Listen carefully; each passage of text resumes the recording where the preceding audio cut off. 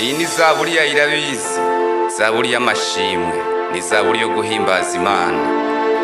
Hari kera cyane, Imana irema Adamu imukuye mu busa, yamara yaja ari umugabo atari ubusa, kubera Imana yacu yuzuye urukundo, mbere rimwe mu mazina yayo ni rukundo.